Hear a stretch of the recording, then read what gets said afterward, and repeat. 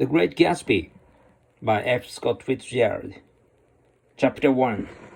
In my younger and more vulnerable years, my father gave me some advice that I've been turning over in my mind ever since. Whenever you feel like criticizing anyone, he told me, just remember that all the people in this world haven't had the advantages that you've had. He didn't say any more, but we've always been unusually communicative in a reserved way. I understood that he meant a great deal more than that. In consequence, I'm inclined to reserve all judgments, a habit that has opened up many curious natures to me, and also made me the victim of not a few veteran wars. The abnormal mind is quick to detect and attach itself to this quality when it appears in a normal person. And so it came about that in college I was unjustly accused of being a politician, because I was privy to the secret griefs of wild, unknown men. Most of the confidences were unsought.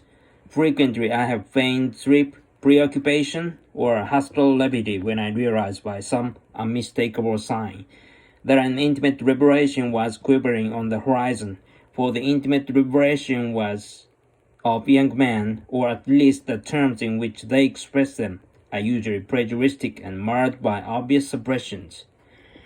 Reserving judgments is a matter of infinite hope. I'm still a little afraid of missing something if I forget that, as my father snobbishly suggested, and I snobbishly repeat, a sense of the fundamental decency that's passed out unequally at birth. And after boasting this way of my tolerance, I come to the admission that it has a limit. Conduct may be founded on the hard rock or the wet marshes, but after a certain point, I don't care what it's founded on.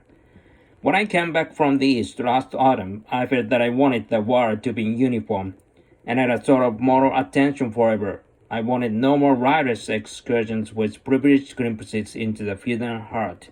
Only Gatsby, the man who gives his name to this book, was exempt from my reaction. Gatsby, who represented everything for which I have an affected scorn. If personality is an unbroken series of successful gestures, then there was something gorgeous about him. Some heightened sensitivity to the promises of life, as if he were related to one of those intricate machines that registered earthquakes 10,000 miles away. This responsiveness had nothing to do with that flabby impressionability which is dignified under the name of the creative temperament. It was an extraordinary gift for hope, a romantic readiness such as I have never found in any other person, and which it is not likely I shall ever find again.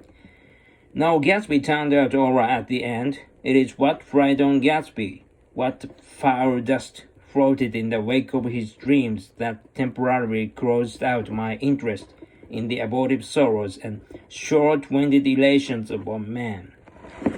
My family has been prominent, well-to-do people in this middle western city for 3 generations. The Carraways are something of a clan, and we have a tradition that we descended from the Dukes of Buccleuch. The actual founder of my line was my grandfather's brother, who came here in '51, sent a substitute to the Civil War, and started the wholesale hardware business that my father carries on today. Can I have a glass of water, please? Can I have a glass of water, please? Can I have a glass of water? Can I have a glass of water? American English, British English, American English. Hey man, can I have a glass of water, please? Hey man, can I have a glass of water, please? British English. Can I have a glass of water? BBC London. Can I have a glass of water? A water.